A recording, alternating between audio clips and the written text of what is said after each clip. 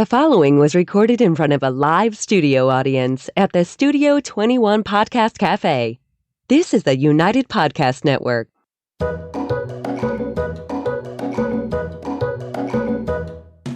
Welcome to the Quirky Dog Podcast, inspired by some of the quirkiest dogs you can ever imagine and the owners who love them. This podcast is brought to you by the quirky couple themselves, Scott and Jess Williams. Their aim is to educate and entertain. Here's Scott and Jess. Welcome, guys, and happy Wednesday. We are coming to you live from Salem, New Hampshire, and we have a special episode in store today. We are going to discuss all about kenneling your dogs while you're away. And we have a special guest with us, the beautiful Shelly Legault. We're very excited to have her. She is a college student. Where do you go to college? UNH, close by in Durham, New Hampshire. We are going to talk about what it looks like as a pet owner with kenneling, what it looks like kind of behind the scenes, and some of the best practices. But first, we're going to start with the quirky tip of the day. I got to tell you guys, we left the pig here. I could probably go home at this point. He thinks that every podcast, whether I have a guest or not. I left the pig in the car the last time I took him, and he got kind of like a little bit of heat rash or melting. He's all sticky. I'm going to have to purchase. Is that the tip? Don't leave your pig in the car?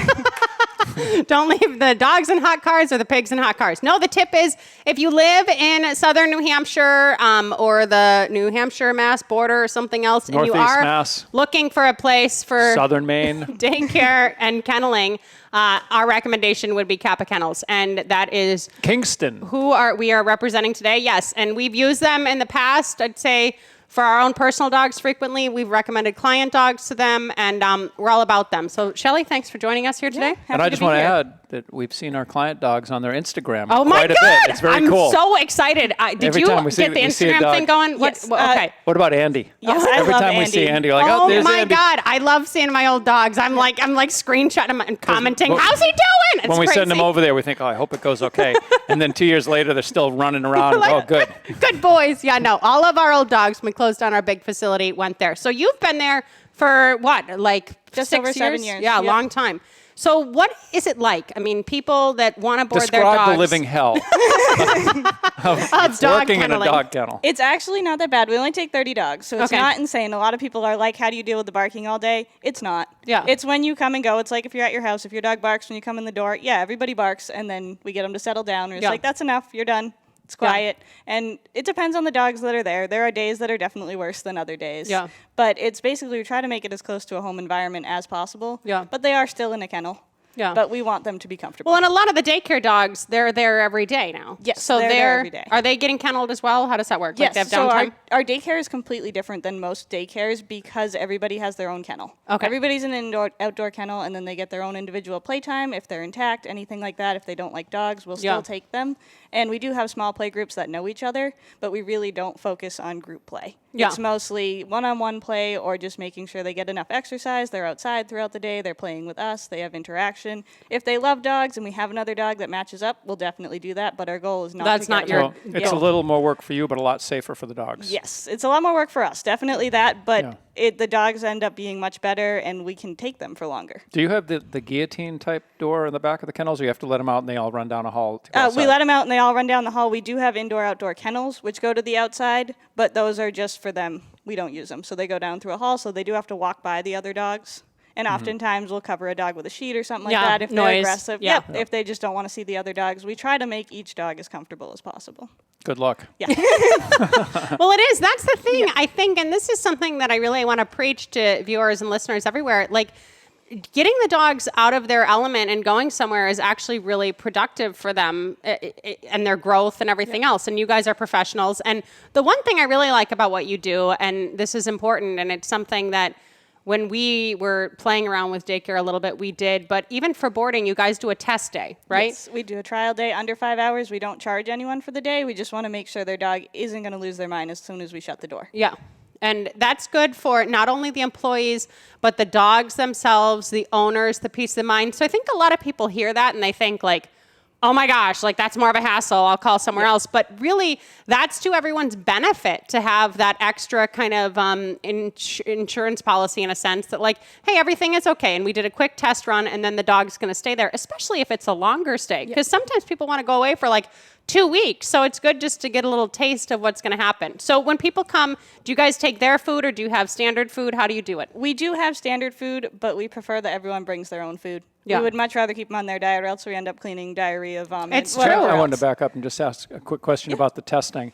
Can you give me a kind of a ballpark percentage on dogs that fail? Like out of 10 dogs that come in for this 5-hour test? So we tend to ask a lot of questions before we even set up the trial day, because we can kind of gauge on how well your dog's going to do just by asking questions. Gail told me don't even bring your dogs in. Yeah, that does happen. I didn't get past the phone call. Yes. So we will first ask you, are they social? Do they like people? Yeah. We'll ask you if they like dogs. That is not if they don't like dogs, we won't take them. It's just nice to know so we know where beforehand. to place. Yep. So we know where to place them. And then we'll also want to know, have they ever been crated?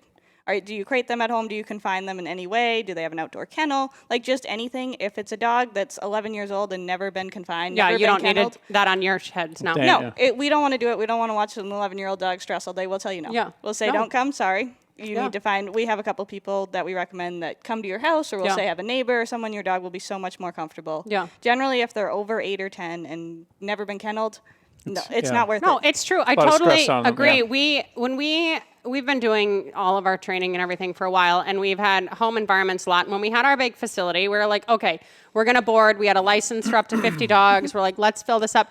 So we, like, as a favor, boarded a client dog that we had done training for, and then, like, she's like, oh, it's an older little poodle. It was like a 14-year-old poodle. Like, she was like skin and bones. I'm like, literally, like, honey, like, give her a bed to sleep in. Like, I was so stressed, and it She was came only in with a little cane, a little red on the no, I literally, like, I was like, oh yeah, like, sure, we'll take it. And, you think, oh, like a little dog, like, could be really spunky. Our 14-year-old Pomeranian acts like 3. I was so stressed for 3 days. I'm literally like hand feeding her freaking cooked chicken. I was like, never again, because not only is it stressful for the dog, and we don't want to see that as professionals, but something could freaking happen. It's Or I very have another possible. example. Yeah. We had a boxer in, and they said, the dog is prone to seizures, but only has seizures about every 6 It was months. a Boston Terrier. A Boston, I wondered, yeah. I didn't know any good Yeah. boxer stories. I'm like, Yeah. where's he going Boston with this? Terrier. So we're like, well, how long ago did the last seizure happen?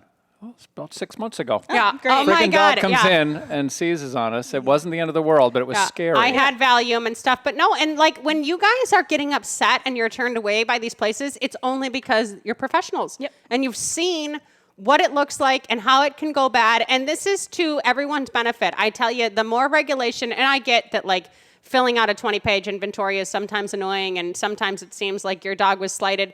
But professionals who know what they are doing won't just take your money. No, we don't want the money. And one of the most common things we get is somebody who calls with an older dog and they say they just sleep all day. Yeah. I'm like, that's Not great here. at home Yeah. when it's quiet and nothing happens or they Yeah. spent their whole life. But once they're in a kennel with dogs barking and people moving, Mm-hmm. they're away from their home, they're not going to sleep all day. And that's already a total change from their environment. Yeah. No, I've completely. told my clients many times with young dogs to get them into a kennel before a year old, just to get them used to Out and just about, seeing that. yeah. So that then when you really need it, you have a place that they've already been in and all that stuff. And in the event of an emergency or a last minute thing, it doesn't become an issue. Because Right. people call and then we're like, no, you need to do a trial day and we're Yeah. full for these next 2 weeks. Yeah, they're having a baby and they Yeah. have a dog that attacks everyone. Yeah, then they don't have time to get the trial day in and we can't take them and Yeah. people get upset. No, I know. And but really, and that's why you guys have always run your business above bar in a lot of different ways. And we know the owner of Cappa, and we've known her for many years. And the thing is, like, these procedures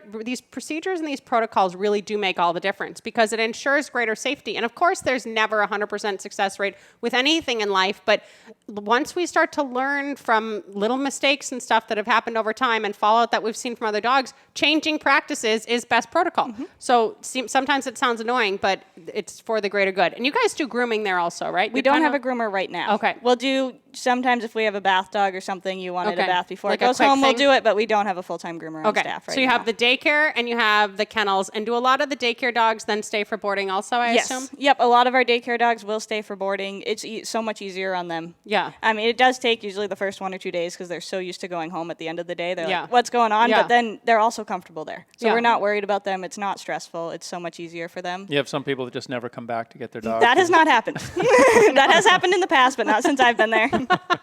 It's going so well, we just figured we just leave them Yeah. there. That is one of the reasons we do require payment in advance. Yeah, no kidding. Yeah, exactly. If it's going to be a long stay, we'll take the whole Yeah. thing. So what about the winter and stuff? I mean, I know personally, like ice and everything is a huge problem.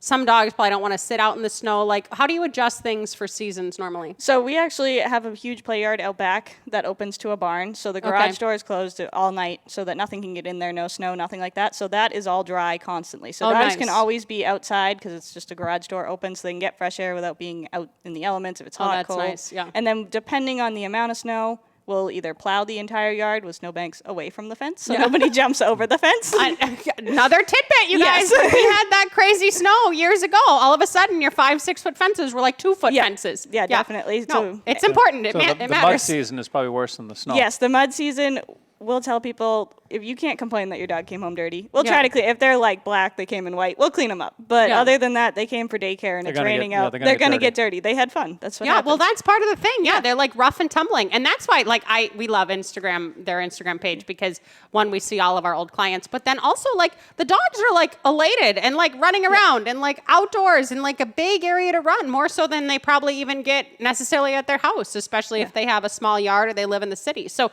it's kind of like a vacation for them. It is. We have a ton of dogs that run right in the door, and it makes them so happy. When their dog's happy to be there, it makes everybody's happy. The dog's happy, we're happy, the When owners the owner are comes happy. pick them up, they won't come out of the. That always makes me a little sad when the dog doesn't want to go home. I'm like, I love having you here, but don't you want to go home? Home's good That too. does happen more frequently than it doesn't, but Things have changed over time too with stress levels at home and everything. So what about owners? Like, are they checking in all the time? How does that go? yes, owners are the worst part for sure. Yeah. So what is like kind of like a reasonable, like, would you say like every few days? Yes, we have absolutely no issue with you calling to check in. We're happy to email you. The biggest issue we have is people will say, I haven't seen a picture of my dog. Are they okay? I'm like, we would have told you if there was an issue. We're not going to hide anything. As soon as your dog has an issue, we will let you know. Your dog is definitely okay if we haven't touched base with you. Yeah. You can always say, I'm missing some pictures and like, I'd love to see something. We'll email them to you. We're happy. But definitely, if we haven't gotten in touch with you, your dog is totally fine. There is no issues. Your dog That's is not because we're hiding something. No, we're not hiding anything. We're just busy. Your dog's been playing. And a lot of times, if it's a new dog, before we start taking pictures and shoving the camera in their face, we give them a little while to adjust, that kind of thing. Yeah, But settle in. we have no issue updating clients. We're more than happy. We'll tell you exactly what's going on, whether they're eating, if they're playing with other dogs, if they're by themselves, how they're doing with us, if they're stressed. Like, definitely feel free to ask. That is not a problem at all. Just don't complain that there's no pictures. What's your medication policy? We do whatever you do at home. Tell us what you usually do at home, when you do it, how you do it. You do injections? We will do some injections. It depends on the dog. Yeah. I mean, I've seen that very infrequently, but I did have a client once where the dog needed a daily injection, and the people were so freaked out about having to do this that I went and helped them. It was an easy injection, but they were we so call that. That's when he does that. He means I know what he meant. they were so stressed about it, the rest of the world doesn't understand what that means. And they said, well, why, the dog just hates it. And I said, well, let me see you doing it. And the guy was so scared. He was like stabbing the dog. I'm like, Jesus, take it easy. We typically recommend that, depending on the dog and what the situation is, a vet is a better place to go, because if they're at that point where they need injections, they probably have some kind of health issue That's more serious. That could be made worse by stress and by boarding in a kennel. Yeah. So our typical recommendation is you should look for a vet that will be able to monitor them and do anything if anything gets worse. And the immune systems definitely drop when they're in a kennel situation. That is for sure. Yeah, and that's scary. Things can pop up. Older dogs, poorly bred dogs, everything else. All right, let's go to break super quick, and when we get back, we're going to talk more about kenneling. Does your dog lack self-control? Are you looking for some answers? Would you like your dog to be calmer? Does your dog lack confidence? Canine Mindshift. Enroll in a free course today. Simply go to caninemindshift.com. That's caninemindshift.com.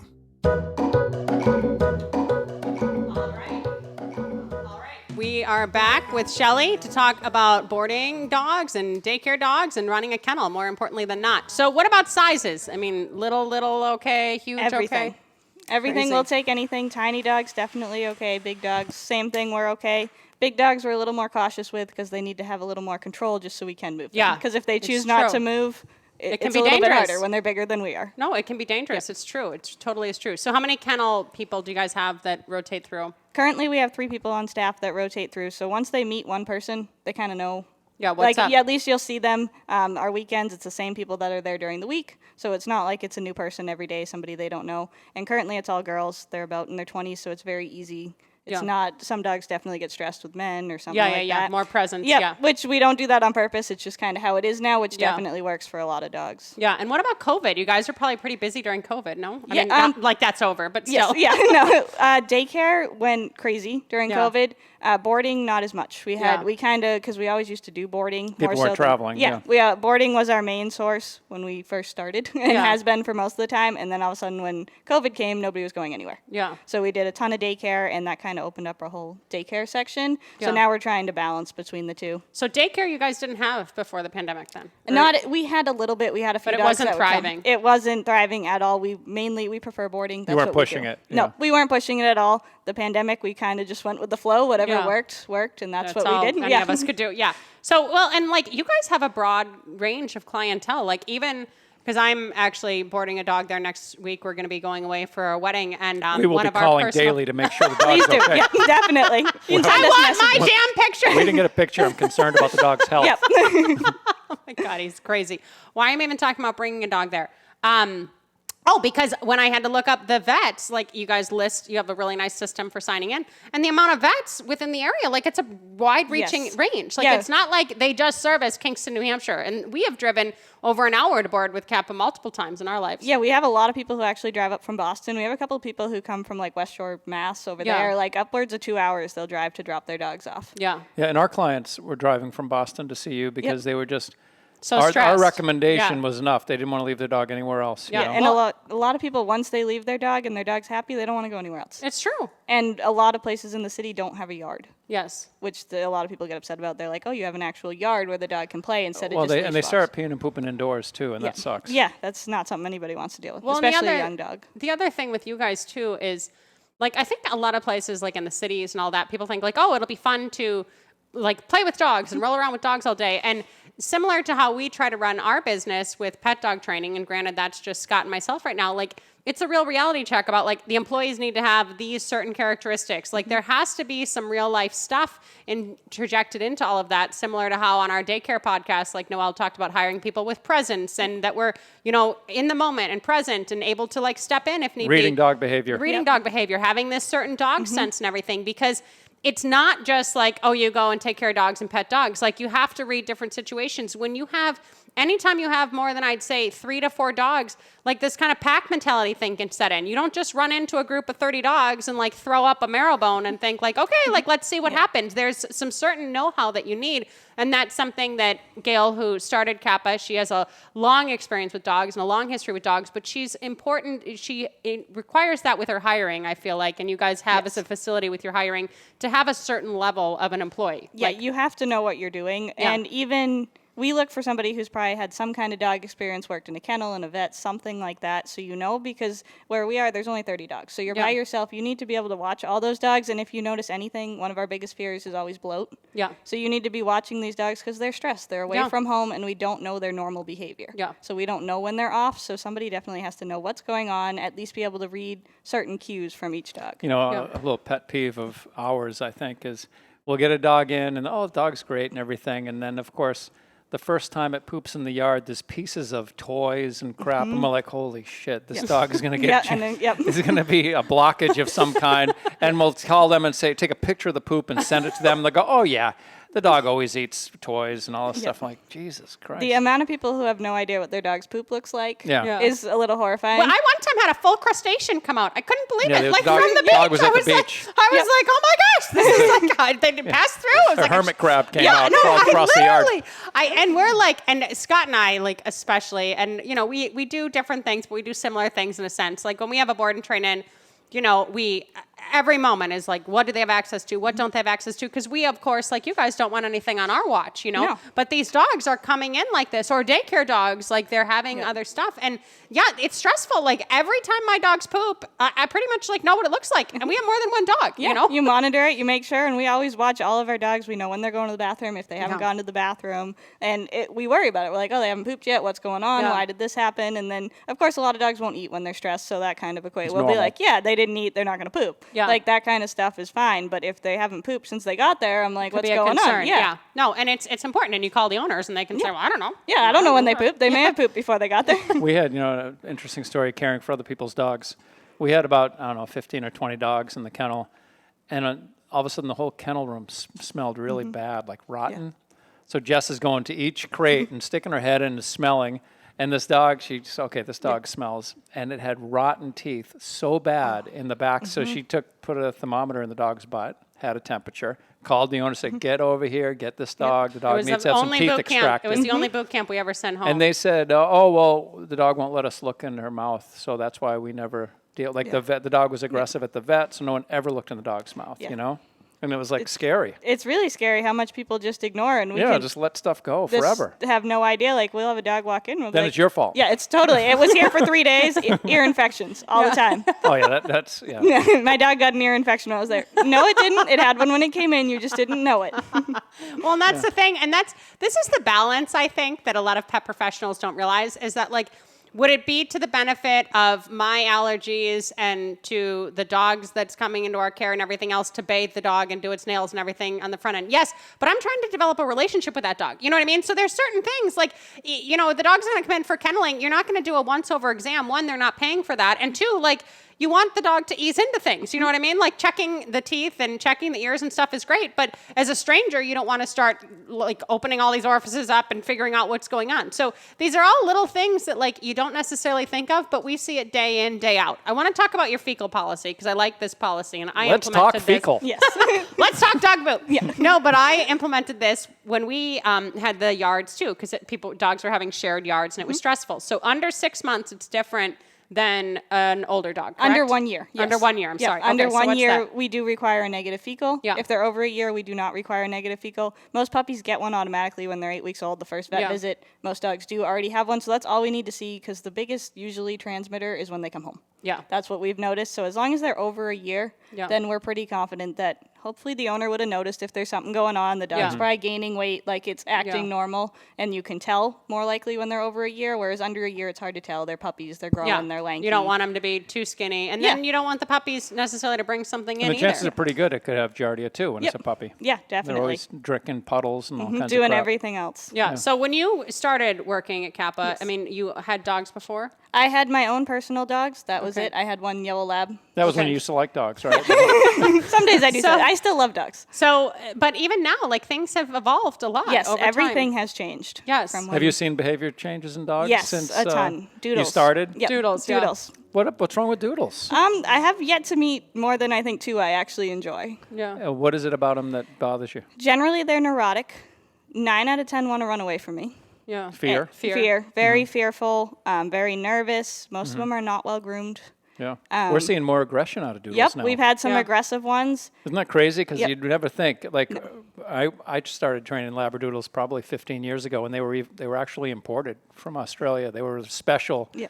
They were first generation doodles. They I were guess. good Labradoodles. Yeah, they were Yeah, strong. they used to. They were good. The original ones were good, and now And the now you're gene pool seeing, is smaller there's and the smaller. golden doodles and the Labradoodles Yeah. and Sheba doodles Yeah, is and the everything apricot now. ones. The amount of aggressive Goldens we've seen is Yes. actually a Yes, little that's crazy. picking up too. Yep. Isn't that It's strange? concerning. You'd never think that. Nobody- And labs. Have you seen any aggression with labs? Not some with aggression, more fear. Yeah. And stress. A lot of stressed labs, and I'm like, you're supposed to be chill. What happened? Well, I think part of what's happening also, and this is a huge overreach, and this has no study behind it, but I think societally we're a little higher strung too. And I think the pandemic was hard on everybody too. And I think sometimes, and granted, Scott and I are the first ones to friggin' say, and I've talked to Shelly on Facebook and Messenger and email for years before. I know her, but we've never met before. So she may feel this way too. But some Pleasant of these surprise, by the way. But some of these dogs are bred a little bit differently. They're not as sound. That is happening. It's not, and I'm not trying to point fingers and blaming on everybody else, but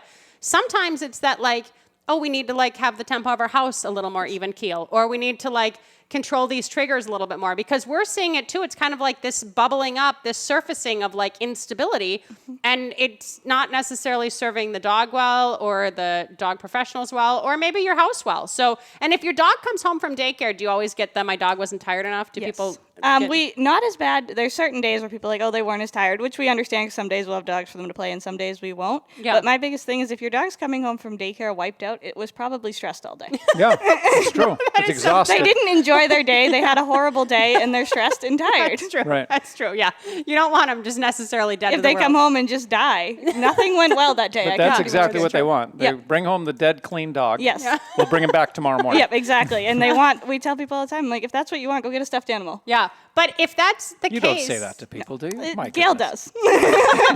does. Scott and Gail, they would be a good team. Scott's gotten better. He's a little softer a little bit over the years. But the thing about this is that, okay, so the dogs are maybe coming back, even if they're a little more even keel, let's say. And I think this is probably happening more so than most because the daycare clients are regulars. If the dogs come back seeming more stable, and then like after the weekend, maybe like on Sunday night, the behavioral stuff is kind of trying to creep in and stuff, that means that daycare and structure and whatever that environment is actually like helping them be in a better headspace. And that's not going to just change your household. So if you see your dog, like you're like, wow, like Wednesday night, like I love how this dog behaves, like everything's awesome, like all that barking out the window, everything is getting better. And then Sunday afternoon to Sunday evening, that starts bubbling up. Just make a little mental note for yourself. You don't have to be hard on yourself, but if these external programs are helping your dog to feel more stable and more dog-like, then that's not only to the benefit of the dog, but that's something that you can grow on and maybe can progress a little bit more. We like normal. Normal is important. Yeah, I mean, I think that it's, Gail has the right idea, and she always has with that kennel. She just doesn't want any bullshit, I mean, she wants to have a calm life. It's a lot of work to deal with other people's dogs. But a lot of these daycares that are popping up, it's just about numbers. They got to have a certain amount of dogs in that place, and they don't want to kick out a dog because that's $150 a week loss off of their bottom line. And so they'll get dogs in there with aggression. I've had clients where I've gone to do a class with a client dog, and there's punctures in the dog's neck. And I'm like, what happened to your dog?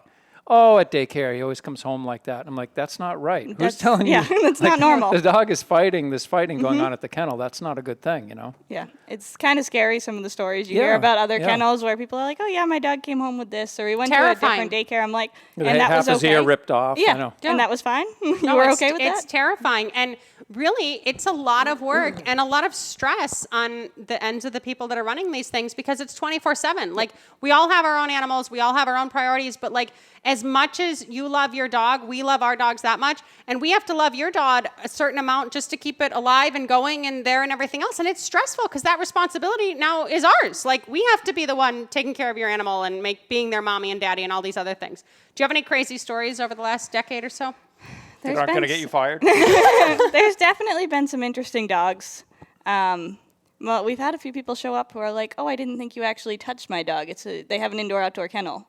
And I'm like, no, that's not how this works. We don't have to touch your dog. If you did have that set up, my dog would be able to go there. That's and even if we did, like, we have taken dogs where it's a last resort and it's a one-time thing. We won't take them back. But in the event we do, we have a barn door that opens. We can let them out. We can feed them. We can do that. We don't want to do that. That's not what we're here for. And if there's an emergency, you need to be able to deal with the dog. Yeah, I feel the same way. I mean, this dog we're talking about with Scott's dog, he's fine and everything else, but like, I feel like if he was choking on a bone, he could resource guard with me. And I think, well, what am I going to reach my friggin' hand in his throat? Like, there's certain things. And as kennel staff, you at least need to be able to tend to a dog, look at a foot, put a cone on, God forbid. But these are things that happen. They come up. Things that you wouldn't expect to happen. A lot of people don't even think about. Yeah. And you have to be prepared for that and at least have somebody who can handle it. Yeah. Whether it's the person who's working that day or at least somebody who is present who can do it. Yeah. That's the biggest issue, is making sure. And if we don't, then we won't take your dog. Yeah, you don't have to send someone in with a dart gun Yeah. to tranquilize them so that you can actually... And if your dog had like a serious emergency, we need to be able to get it to the vet. Yes. Right. So we have to be able to get it in a vehicle. Yes, We use our own vehicles. We don't Yeah. transport dogs unless we absolutely have to. Obviously, we will if there's an emergency, but we need to be able to move your dog. Yeah. Yeah. So. Yeah, and the vets aren't going to be able to come to a kennel and deal with that situation here nor there. How about your clients? Are they grateful? Do they fill your cup? Yeah, most of our clients are very good. They're appreciative. They know that we love their dogs, and they know that we'll take care of their dogs. And that means the world to most people, is that they're safe, they're happy, they're comfortable leaving their dogs with us. Most people are thrilled. I'm sure you've never dealt with this, but great dog, but you just can't deal with the owners.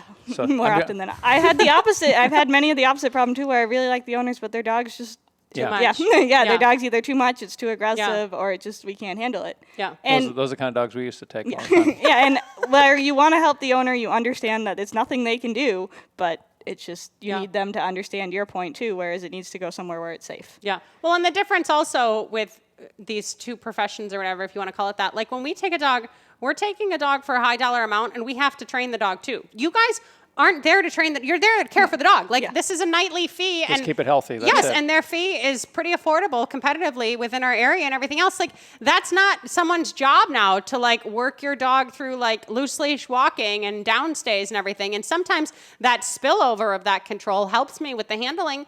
But that's not your job. No, that's not our job. If people ask us, we are thrilled when they're like, oh, we're trying to teach them not to jump. We want them to wait outdoors. We will 100% do that. We want to have control too. And we will implement some of our own rules. Like we make dogs wait. Yeah. Even if that's not what they're trying to do at home. We're like, no, you have to wait. You can't just rush out the door. It's for their own safety. Yeah. It's for our safety, their safety, because we need to make sure that everybody's on a slip leash when they're moving around or some kind of leash so we can control them. And one crazy dog can set them all off. Yep, one crazy dog, or if it slips by you or it's trying to rush past you or something like that, that can't happen because it's running up to other kennels and upsetting everyone else, and we don't want to upset everyone else. That's not why they're there. It's not fair to the other dogs. It's dangerous for the employees. Yep, it's dangerous for everyone. Yeah. No, rules are important. And the dogs thrive on that structure, and they like the rules. It's just like kids at daycare. Like, no kids are just like running free for all, throwing food all day long. Like there's rules there. Like we sit and we eat, and there's nap time and there's reading time. Like So that's how it should be. You don't just sedate all the dogs. When No, they come in? that's not allowed. Oh, we haven't gotten to that point yet. That's kind of a sick joke. I bet we will get to that point. Medicate to come in for the day. Yes, we have had a few of those. Yeah. Usually I would much rather recommend you don't medicate your dog and take it somewhere else because obviously it's stressed here. Yeah. But if you don't have another option and it's just purely anxiety, we will recommend it. Will be like medication would be the best option. Yeah. In the event that you do that. Try it before you bring your dog for the day. Good Do call. not put your dog on trazodone and drop it off for its first time ever. Yeah. And just leave it with us because you don't know if it's going to react. And It's if true. it does react, it could react aggressively or it's become true. worse. It may associate the experience with the kennel. So just try it one day when you're home, see how it does on the medication first, and make sure it has the right effect on your dog. And what Scott has said and what Shelly said and what I brought up too is give your dog the experience of this. Like Before as you soon need as it. yes, Before you like need it. if you got a new rescue or you have a puppy under a year old, like find a reputable place and look for reviews and look for, even your Google reviews, like I almost could well up. Like the number of reviews they have and the high How'd star you guys rating. remove all those bad Google reviews? We haven't removed any. No, it's true. But you run a practice and a business that's above bar. And not many people are doing that anywhere in the dog industry right now, daycare, boarding, whatever you want to call it. And like Scott said, like you just have these people that are running it, that are looking at numbers and like we need 10 more dogs here and put more dogs in this yard and everything else. Understaffed, crazy shit's happening. So find a reputable place, but get the dog in there soon. Get them used Well, that's to what's going good, because away. if you find a place that you don't like, it's great that you only did it for one night or a weekend. You say, Yes. okay, I didn't like that experience. Let's find a place where we can go away for a week vacation where the dog is actually safe and comfortable. Yeah, and I'm not trying to scare people, but even one night, like shit can happen in one night if people aren't prepared. So do your due diligence and your research. And this is all I ever talk about is research first and do this first. But it's true because it really does matter. And like whatever we do with our dogs when we go away, like that is very, very important to us. And we trust you with our dogs, and we have in the past, and we will in the future. And thank you guys for what you do, because not enough people in the country do it. Yeah, and a lot of, there's like that release form for all these daycares that say dogs will be dogs and things can happen. Yeah. That doesn't mean you let it be a shit show. No. Yes. But a There's lot of still- these places, like if something happens, like, oh yeah, well, I'm sorry, but dogs will be dogs. No, you don't let them all friggin' attack each No, other. there's still some level of control. There should Yes. be. And we want people to know what their dog's doing there. If your dog absolutely hates it there, we're going to tell you. Yeah. We're going to say they don't like And it if there. your dog's a dick and somebody tells you, thank them. It's Yes, good to know. exactly. It's good to know when your dog acts like an ass. We try to sugarcoat it a little bit and be like, yes, this is what happened, and this is why your dog can't come back. Yeah. Or this is what you need to do in order for your dog to be But allowed to kicking come back dogs here. out is good for business. And it sounds crazy, but for the greater good And the of owner the business. calls you and says, it's not that I don't like your dog. This is a problem. Yes. For sure. All right. Well, if you guys are in the area and you are looking for boarding or daycare, please check out Cappa Kennels. In the meantime, Shelly, thank you so much for taking time thanks out for of coming. your It's good to busy meet you. schedule Nice to to come meet on you. over. And we will see you guys next week. It's going to be our 100th episode. We've been doing this Holy 100 smokes. times. Exciting. I'm This ready to is throw in the crazy. towel. Shelly's going to come on with me for the next 100. All right. Take care, guys. See ya. Have a good one. Keep it quirky.